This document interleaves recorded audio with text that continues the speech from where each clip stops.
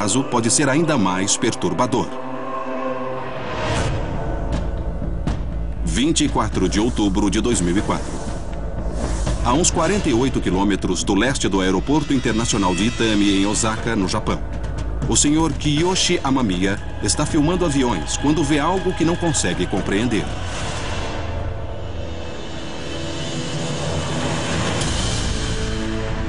Sua gravação nunca foi mostrada em público. Ela nunca foi transmitida pela TV. Um objeto faiscante parece estar em rota de colisão com um avião que se aproxima. A luz parece passar perigosamente perto da asa. A câmera segue o objeto enquanto sua forma se modifica. Primeiro parece uma bola sólida e quente. Depois, uma segunda fonte de calor se materializa.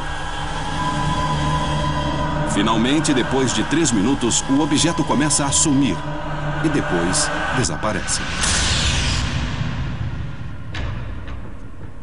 Apesar do objeto ser claramente visto pelo visor da câmera, quando o homem olha diretamente, não vê nada.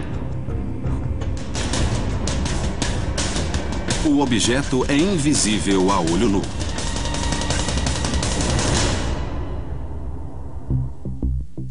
O diretor do NERCA, Ted Rowe, e o investigador William Puckett chamaram a atenção dos caçadores de OVNIs sobre incursões em aeroportos. É um vídeo muito convincente pelo mero fato de termos um objeto se aproximando de uma aeronave. Parece que a aeronave não viu o objeto. Esse vídeo é importante porque suspeitamos que ele demonstre que há categorias de fenômenos aéreos não identificados que não podem ser vistos a olho nu.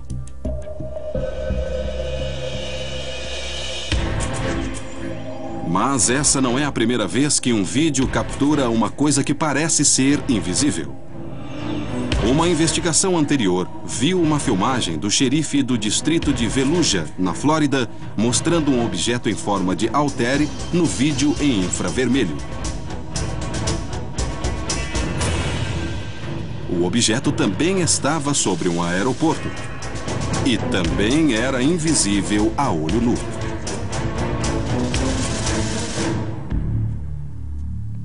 Que tipo de tecnologia é capaz de deixar um objeto voador invisível? E por que a câmera pode ver o que não podemos? Pat encontra com Ted e o Dr. Peter Morse, do Departamento de Física da Universidade de Santa Mônica, para descobrir. Eu estou procurando respostas científicas. É possível que algo apareça em vídeo, mas não seja visto a olho nu? É claro, a luz visível é uma parte do espectro eletromagnético e só vemos uma pequena parte dele, mas há todas as outras partes do espectro eletromagnético, os raios gama, os raios X, ondas de rádio e infravermelhos. Nossos olhos não veem partes do espectro, talvez essas sejam partes que não podemos ver. E se você usa uma câmera de vídeo assim, ela não é igual ao olho humano. Então captura a informação do que vemos e do que não vemos com o nosso olho. Ted acredita numa explicação para o objeto por cima do Japão ser visível à câmera, mas não ao operador dela. É porque ele podia emitir luz infravermelha. O olho humano só pode ver uma pequena parte do espectro eletromagnético. A luz infravermelha está além desse alcance. Mas algumas câmeras de vídeo são mais sensíveis e podem ver mais do que o olho é capaz de ver, inclusive a luz infravermelha. Esta é a nossa lanterna infravermelha. Ela tem uma fonte de luz aqui que só emite infravermelho. Você não vai poder ver a olho nu. Se olhar aqui, estou piscando a lanterna direto no plástico. Então tá ligado agora? Totalmente. Eu não tô vendo nada. Olha pela câmera. Ele tá segurando claramente a lanterna. Tá, eu tô vendo que tá ligada. O infravermelho é usado em várias tecnologias diferentes. Os militares usam lasers infravermelhos para guiar mísseis que buscam calor em direção ou para longe de alvos. E a NASA usa para transmitir informação através de milhares de quilômetros no espaço. O que isso sugere é que se o objeto no vídeo japonês emite luz infravermelha, ele pode ser capaz de projetar uma forma de comunicação ou uma forma de armamento e pode ser um perigo significativo perto de um aeroporto. Há coisa que podemos não ver, mas elas estão lá. Quer dizer, há uma relação definitiva entre essas imagens em vídeo do avião japonês e o objeto visto no O'Hare, em Chicago. Como objetos se infiltram em espaços aéreos seguros sem serem vistos? Análises digitais do vídeo de Osaka podem finalmente fornecer uma resposta ao mistério em torno dessas visões em aeroportos. A velocidade estaria além da de qualquer aeronave que temos.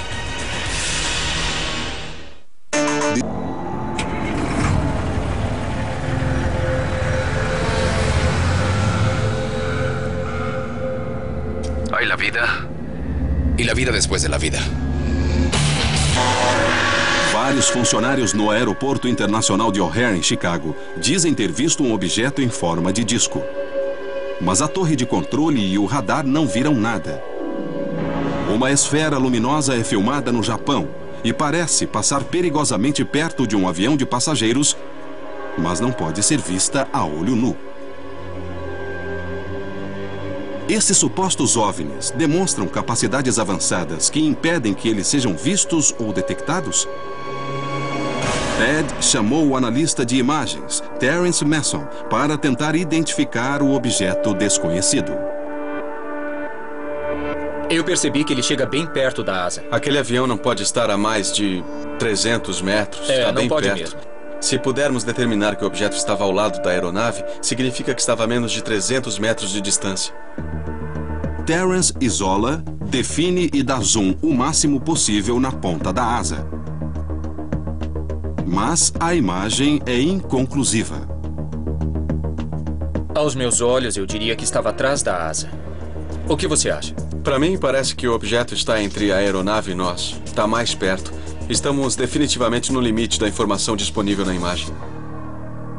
Sem saber a localização do objeto em relação ao avião, o cálculo da velocidade do objeto vai ajudar a dar pistas adicionais. A primeira coisa que vou fazer é estabilizar aquela aeronave enorme que está em primeiro plano na imagem e assim podemos isolar o objeto e julgar a velocidade relativa de nossa esfera que cruza o quadro. A imagem estabilizada faz o avião aparecer congelado no espaço. A trajetória real de voo do objeto e o movimento pela aeronave podem agora ser medidos com precisão. Ele aparece em 1 segundo de vídeo, passa no que parece ser 2 distâncias da ponta de uma asa à outra. Faz de 106 a 121 metros por segundo, o que dá 800 quilômetros por hora. Ted estima que se o objeto estava na mesma altura que o avião, ele se movia a uns 800 quilômetros por hora. Se estava mais perto, ele ia a uma distância menor no mesmo tempo. Quer dizer que seria mais lento. Mas se estava longe, poderia ser mais rápido que tudo já criado por humanos. Então temos uma contradição aqui. Se ele estivesse mais perto de nós e dentro de razoável velocidade, poderíamos ver a estrutura. Mas se estivesse bem longe de nós, não poderíamos ver a estrutura, não podemos ver. Mas a matemática nos diz que a velocidade estaria além de qualquer aeronave que temos.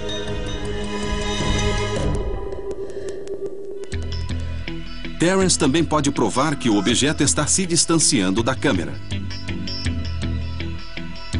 Ele claramente está desaparecendo na distância, está sendo afetado pela distorção atmosférica, a névoa está dissipando, você vê a saturação de cor cair e tudo é consistente com um objeto que se move à distância. Isso exclui jatos militares ou helicópteros porque eles estariam perto demais e seriam identificáveis em vídeo. E outra característica também elimina tudo o que é convencional. Quando o objeto supostamente estaria bem próximo de nós, ele parece uma única esfera. Quando está no meio do caminho, parecem 2 pontos diferentes de fontes de luz muito próximos. E depois, quando vai desaparecendo, elas se unem num só ponto. Porque ele passaria de uma única esfera quando está perto, e quando está bem no meio, seriam 2. E depois, mais adiante, voltaria a ser uma de novo. Isso não faz sentido. Ainda não sabemos o que é e eu não sei se poderemos tirar uma conclusão definitiva sobre isso.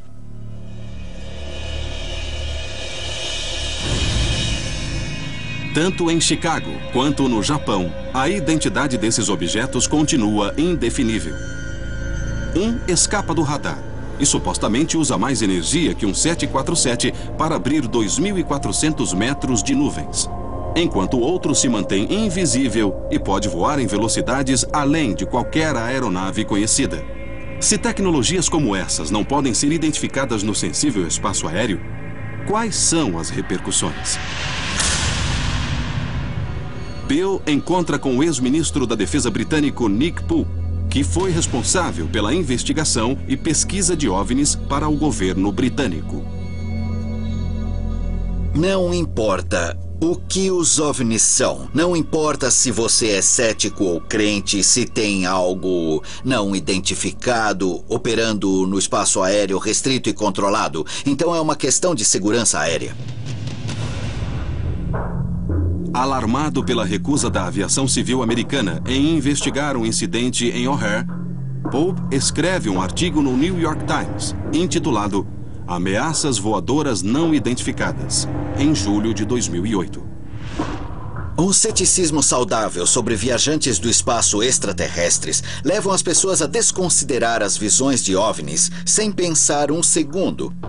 Mas nos Estados Unidos, isso se traduz em superdependência dos dados do radar e indiferença a todos os tipos de aeronaves não identificadas. O que quer que sejam esses objetos, por estarem no espaço aéreo comercial, temos que levá-los muito a sério. Se não estamos interessados em algo a não ser que ele se comporte como uma aeronave convencional, isso nos torna vulneráveis tanto ao terrorismo quanto à espionagem.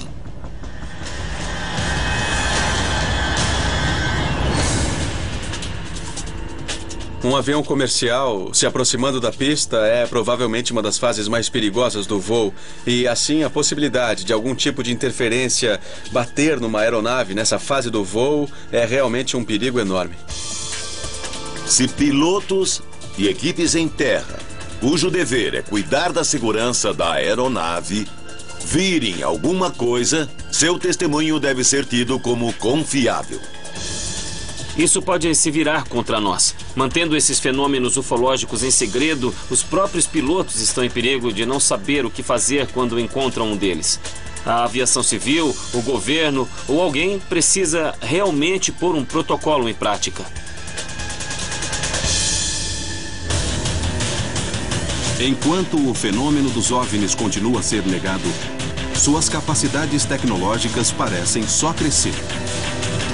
E sem uma política oficial nem investigações sobre esses eventos, podemos mesmo considerar nossos céus seguros?